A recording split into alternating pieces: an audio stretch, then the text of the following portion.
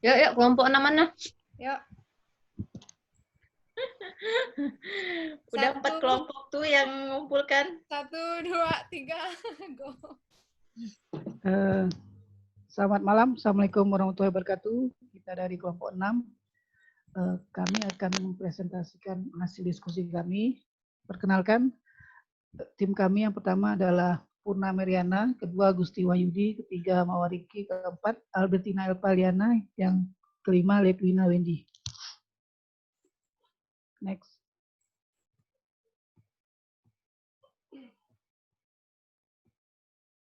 Masuk ke konsep dasar manajemen risiko. Di sini manajemen risiko adalah keselamatan dan kesehatan kerja, bagian yang tidak terpisahkan dari manajemen, proses, organisasi, dan merupakan proses yang berjalan terus-menerus. Tim pelaksana kegiatan manajemen risiko terdiri dari multidisiplin ilmu yang terus memiliki pemahaman yang detail pada setiap istilah dalam kegiatan manajemen risiko, dan juga pemahaman terkait kegiatan yang sedang dianalisa risikonya agar proses kegiatan manajemen risiko berjalan dengan efektif dan efisien.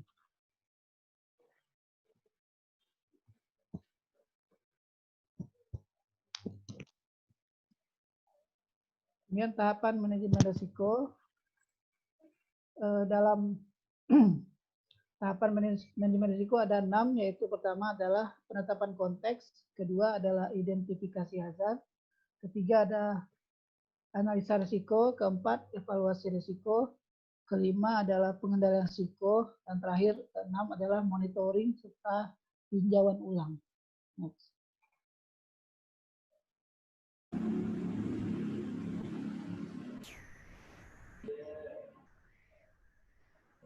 Urgensi dan manfaat penerapan manajemen risiko ketiga. Menurut Sadak Jani 2001 mengatakan bahwa rumah sakit adalah tempat kerja yang memiliki potensi terhadap terjadinya kecelakaan kerja. Oleh karena itu, rumah sakit membutuhkan perhatian khusus terhadap keselamatan dan kesehatan pasien, staf, dan lain-lainnya. Next.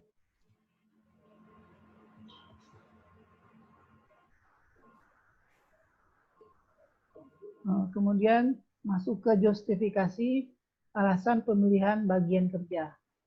Pada instalasi gawat darurat atau IGD merupakan bagian dari unit pelayanan yang paling vital dalam membantu menyelamatkan nyawa pasien yang mengalami kegawat darurat ketika pertama kali masuk rumah sakit.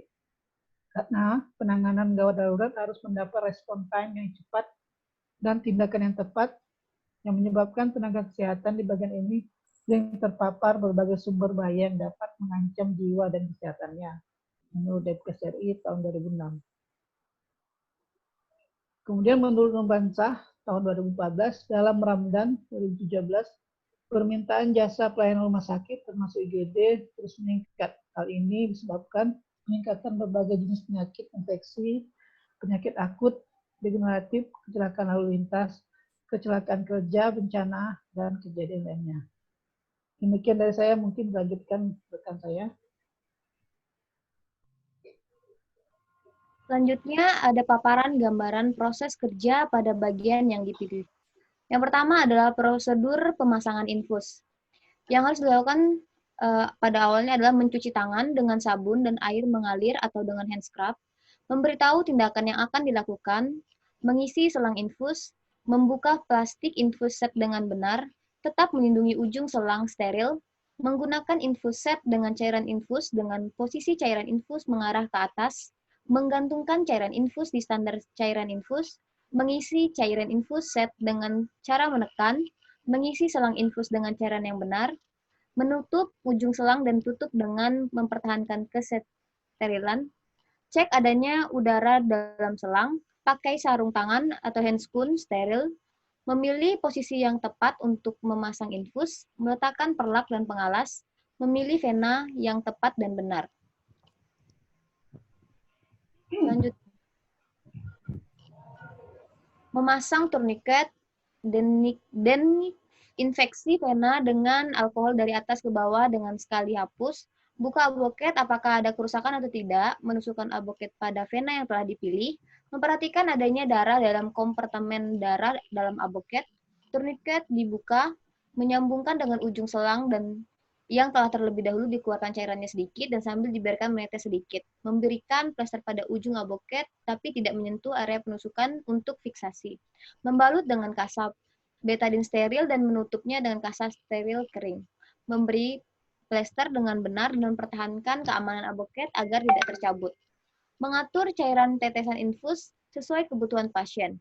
Alat-alat dibereskan dan perhatikan bagaimana respon pasien. Perawat kembali mencuci tangan, catat tindakan yang telah dilakukan.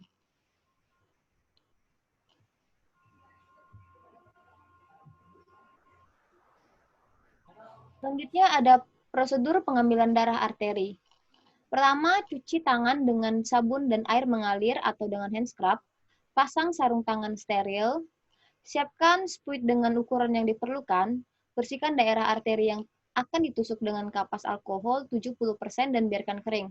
Posisi tangan hiperekstensi pada pergelangan, diganjal handuk gulung atau bantal kecil, tusuk pada yang denyutnya paling menonjol dengan sudut 45 sampai dengan 60 derajat, hisap darah secukupnya lalu cabut jarum dan segera semprotkan secara perlahan ke dalam tabung yang berisi heparin, kemudian dibolak-balik beberapa kali agar dapat bercampur heparin dan diberikan label identitas pasien.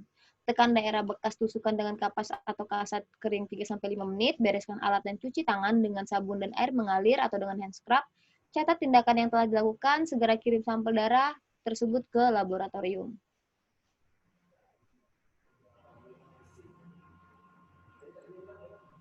Yang selanjutnya adalah prosedur dalam mengangkat dan memindahkan pasien. Kenali kemampuan diri dan kemampuan pasangan kita. Diangkat secara bersama dan bila merasa tidak mampu, jangan dipaksakan. Kedua kaki berjarak sebahu kita, satu kaki sedikit di depan kaki sebelahnya. Berjongkok, jangan membungkuk saat mengangkat. Tangan yang memegang menghadap ke depan. Tubuh sedekat mungkin ke beban yang harus diangkat. Bila terpaksa, jarak maksimal dengan tubuh kita adalah 50 cm. Jangan memutar tubuh saat mengangkat. Jaga posisi pasien tetap lurus, kepala, badan, dan kaki pasien sama tinggi.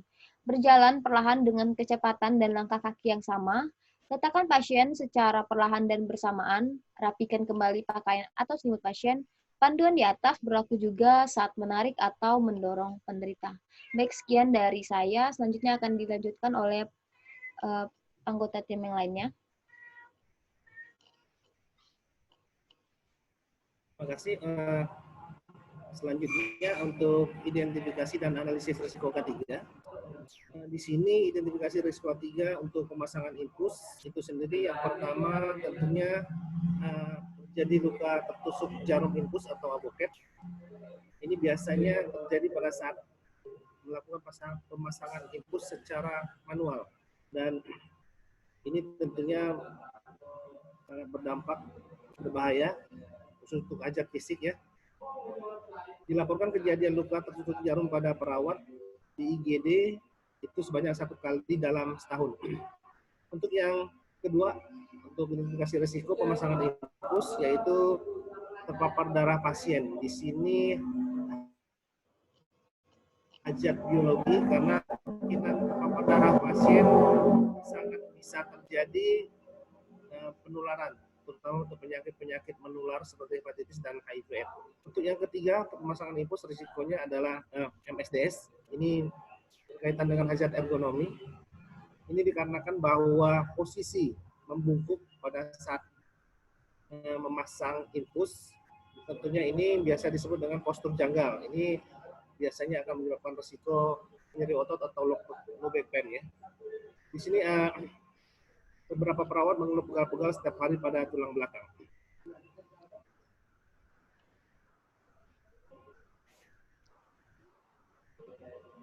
Untuk identifikasi risiko kedua dalam pengambilan darah arteri yang bersama dengan yang pemasangan infus.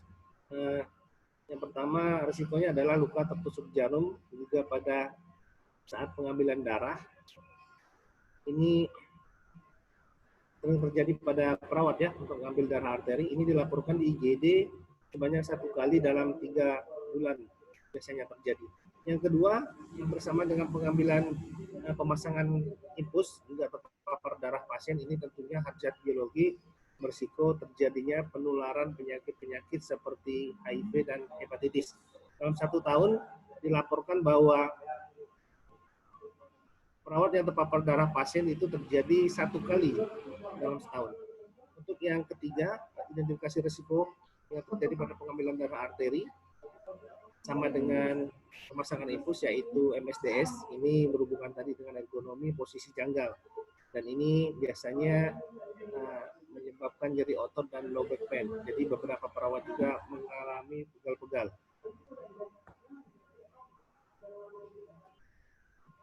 Untuk identifikasi risiko ketiga selanjutnya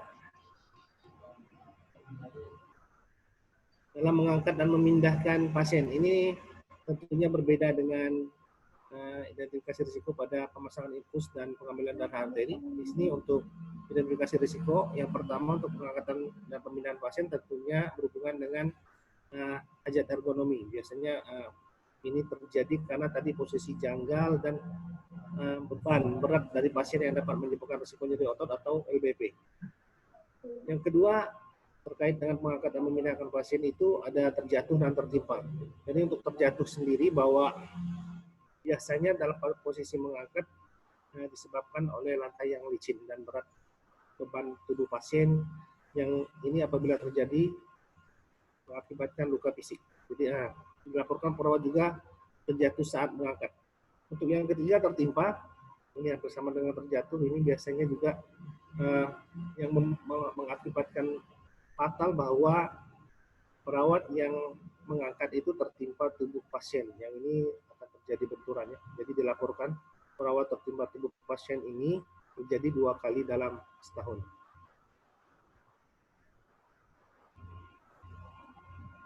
Mungkin itu dari saya. Selanjutnya akan dilanjutkan teman saya, Albertina. Silakan Albertina.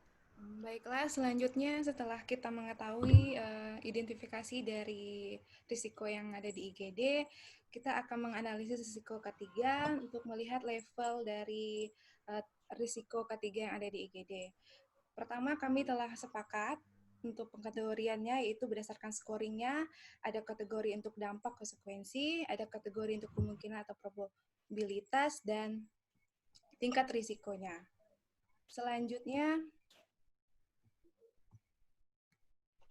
yaitu untuk matriknya sendiri, setiap risiko kita beri nilai, di mana yang pertama yaitu pemasangan infus. Di sini kita mendapatkan hasil perkalian dari konsekuensi dan kemungkinannya, yaitu dapatkan 10 scoringnya, dengan risikonya itu adalah bermakna. Sesuai dengan analisis yang identifikasi yang telah disampaikan sama Pak Ode. Setelah itu yang kedua,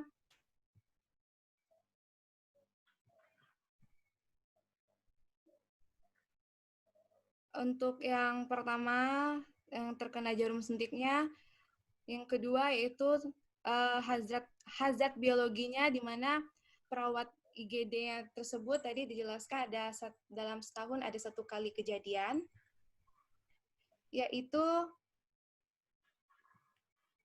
dengan kami memberikan scoringnya ada 12 dengan tingkat risiko bermakna. Selanjutnya,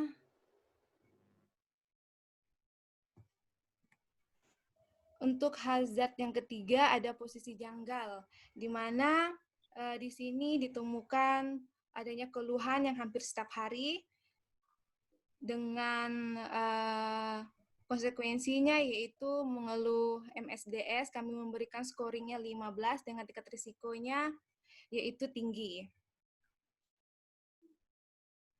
Sedangkan untuk pengambilan darahnya, di sini ada pertama ada terkena jarum, itu di mana yaitu aboket. Perawat ada mengeluh 3 bulan. Dalam 3 bulan itu mengeluh ada 1 kali kejadian mengalami luka tertusuk jarum, Setelah itu, untuk konsekuensinya akan berdampak penyakit terjadi penularan. Setelah itu, selain tertusuk juga terjadi penularan juga, di mana kami memberikan scoringnya 10 dengan tingkat risikonya itu bermakna.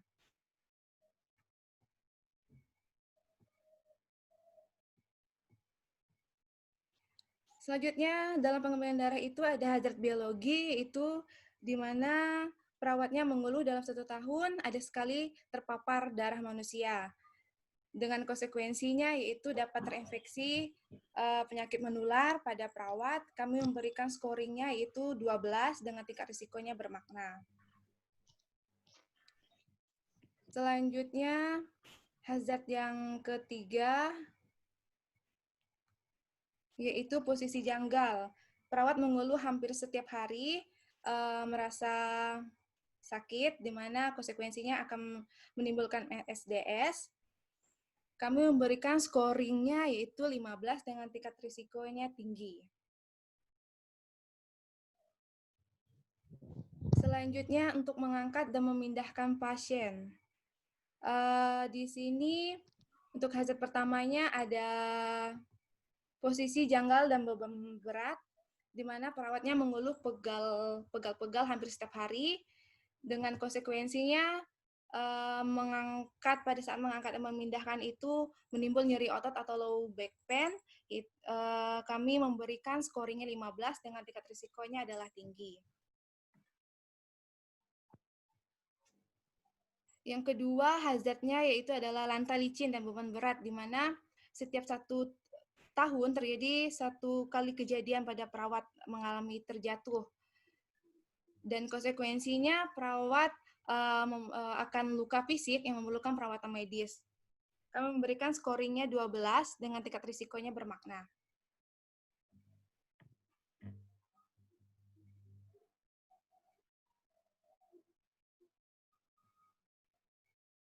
Selanjutnya yaitu kita ke evaluasi risiko.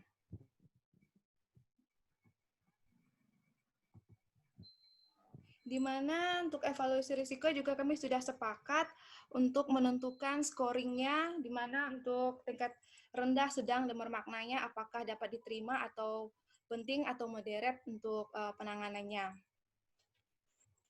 Saya akan tampilkan tentang evaluasi tabelnya.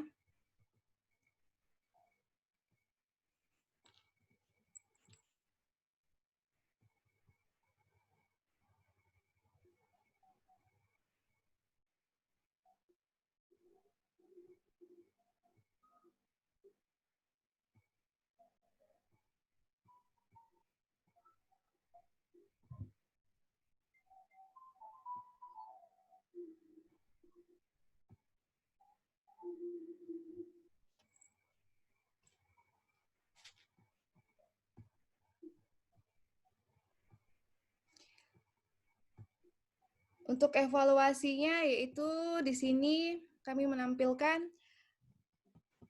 dari proses kerjanya, bahaya potensial yang teridentifikasi, deskripsi bahaya potensialnya, pekerjaan terpajan, dan konsekuensi, dan seterusnya itu berupa level risikonya.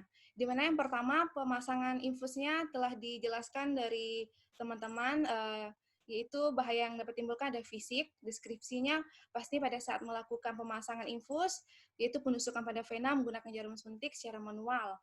Maka yang terpajan tersebut adalah pekerja yang perawat. Konsekuensinya luka tertusuk jarum dengan risiko yang telah kita hitung sendiri adalah 10. Level risikonya itu bermakna. Tindakan pengendali yang sudah diterapkan pastinya telah rumah sakit telah menerapkan alat pelindung diri dan standar prosedur operasional sesuai yang telah dijelaskan dari awal oleh Wendy. Setelah itu di pemasang infus ada biologi, di mana bahaya potensialnya saat melakukan pemasangan kontak dengan darah pasien. Konsekuensinya tertular penyakit hepatitis, penyakit menular, hepatitis, HIV, dan AIDS. Setelah itu nilai risikonya didapatkan 12, level risikonya kami berikan bermakna. Yang telah diterapkan oleh rumah sakit adalah pelindung diri dan standar prosedur operasional, yaitu prosedur kerja yang aman seperti penggunaan APD, penggunaan sarung tangan.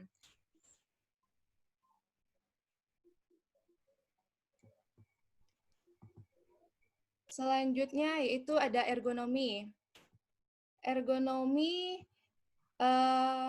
pada saat pemasang infus dengan posisi yang janggal itu konsekuensinya terjadi MSDS berdampak low back pain, kami memberikan skor 15 dengan risikonya tinggi. Standar operasional prosedur sudah dilakukan oleh rumah sakit. Setelah itu selanjutnya untuk pengambilan darah arteri, yaitu untuk bahaya yang timbulnya adalah hazard fisik, hampir sama dengan pemasangan infus, yaitu saat melakukan pengambilan darah menggunakan jarum suntik secara manual, yang terpajan yaitu adalah perawat. Konsekuensinya luka tertusuk, kami memberikan skor 10 dengan tingkat risikonya bermakna. Setelah itu ada hazard biologi juga, di mana saat pengambilan darah, maka perawat berkontak langsung dengan pasien, maka akan konsekuensinya tertular penyakit menular. Kami berikan skor 12, itu tingkat risikonya bermakna. Ergonomi itu pada saat pengambilan darah dengan posisi yang janggal dilakukan terus-menerus. Konsekuensinya adalah MSDS yang berdampak low back pain, kami memberikan skor 15 dengan tingkat risikonya tinggi. Keseluruhannya pasti sudah dilakukan secara standar prosedur operasional menggunakan alat pelindung diri, terutama untuk hazard biologi dan fisik. Ergonomi ini juga standar prosedur operasional posisi dalam pengambilan darahnya. Selanjutnya itu mengangkat dan memindahkan pasien. Hazardnya adalah ergonomi, di mana pada saat mengangkat dan memindahkan dengan posisi yang janggal dan beban yang berat, pajanannya yaitu ada perawat yang dapat menimbulkan MSDS, kami berikan skor 15 dengan tingkat risikonya tinggi, di mana rumah sakit telah memberikan yang diterapkan adalah sesuai dengan standar prosedur operasional, teknik pengangkutan brankas, tempat tidur yang baik dan yang benar. Setelah itu ada fisik juga, berupa perawat saat mengangkat dan memindahkan pasien. Akan konsekuensinya terjatuh dan luka fisik, kami memberikan scoring 12 dan risikonya itu bermakna. Perawat dapat tertimpa tubuh pasien dengan konsekuensinya tertimpa dan menyebabkan luka fisik. Kami berikan scoring 12 dengan tingkat risikonya bermakna. Yang telah diterapkan oleh rumah sakit juga sudah sesuai dengan standar prosedur operasional. Setelah itu, kami setelah yang dilakukan rumah sakit, yang diterapkan rumah sakit, maka didapatkanlah hasilnya, yaitu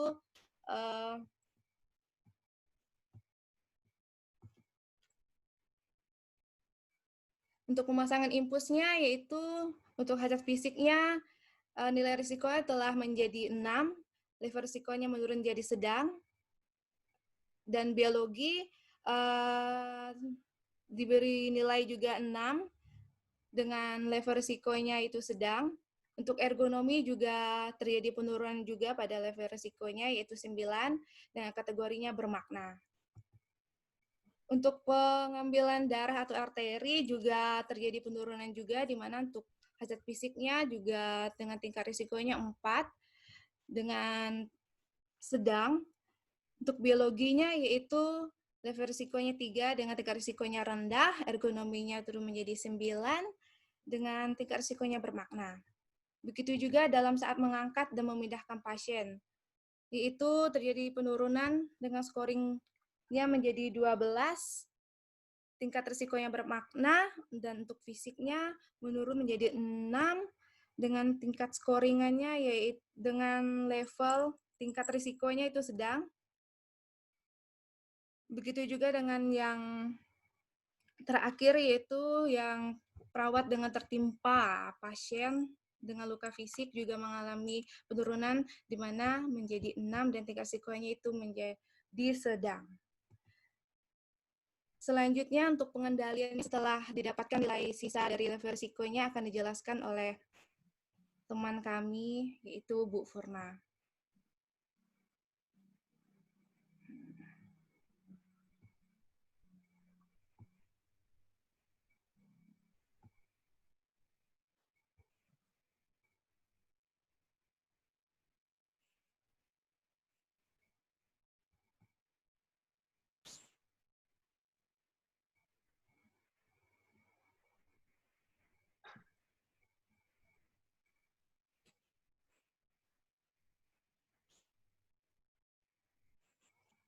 Slideshow kan, Pi?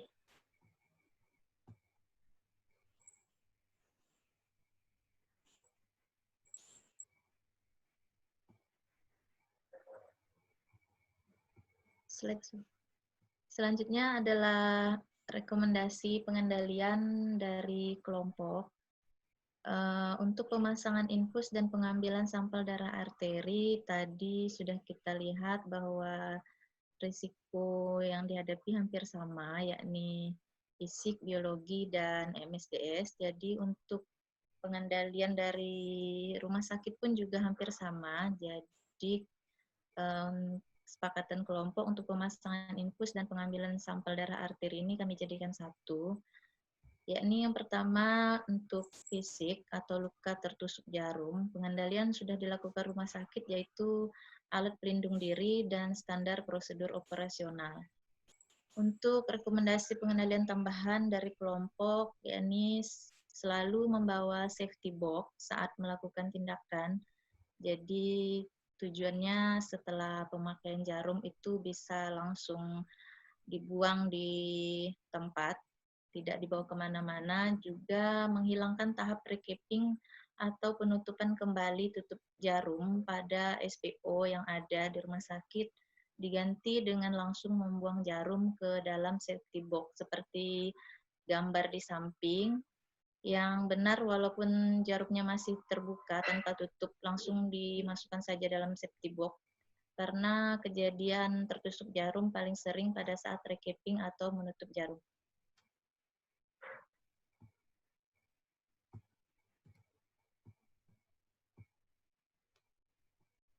Yang B adalah biologi atau tertular penyakit menular seperti hepatitis, HIV, dan AIDS.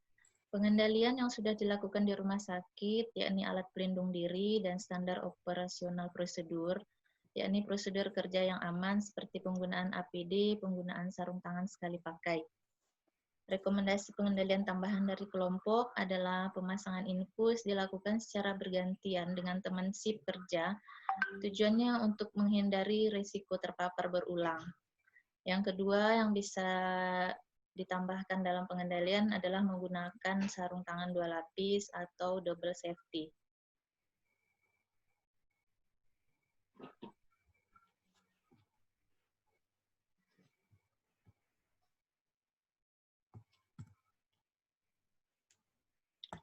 Yang C, ergonomi atau MSDS berdampak low back pain. Pengendalian yang sudah dilakukan adalah standar operasional prosedur. Rekomendasi pengendalian tambahan dari kelompok adalah menyediakan kasur atau bed yang fleksibel, bisa dinaik turunkan, seperti gambar di samping. Yang kedua, menyediakan kursi petugas yang ketinggiannya juga bisa disesuaikan dengan ketinggian tempat tidur pasien. Yang ketiga, troli tempat peralatan beroda sehingga bisa di posisi yang mudah dijangkau oleh petugas. Keempat, ketinggian troli peralatan juga disesuaikan dengan ketinggian lengan petugas.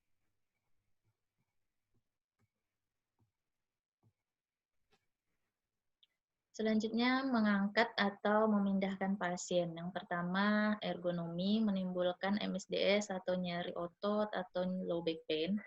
Pengendalian yang sudah dilakukan oleh rumah sakit adalah standar operasional prosedur.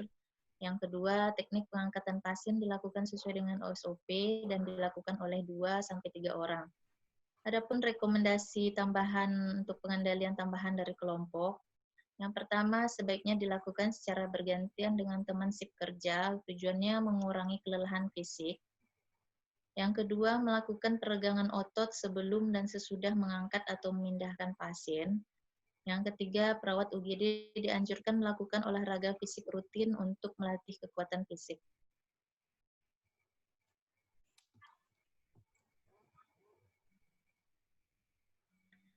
Untuk fisik terjatuh dan luka fisik tertimpa, pengendalian yang sudah dilakukan oleh rumah sakit adalah standar operasional prosedur. Rekomendasi pengendalian tambahan dari kelompok yakni menyediakan kasur atau bed yang fleksibel yang bisa dinaik turunkan.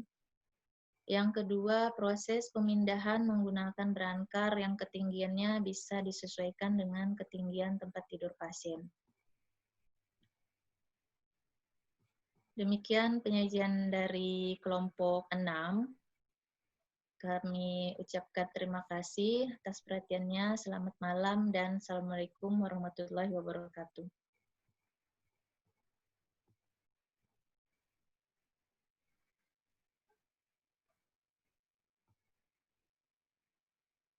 Oke, leave ya. Aku leave ya, Bu.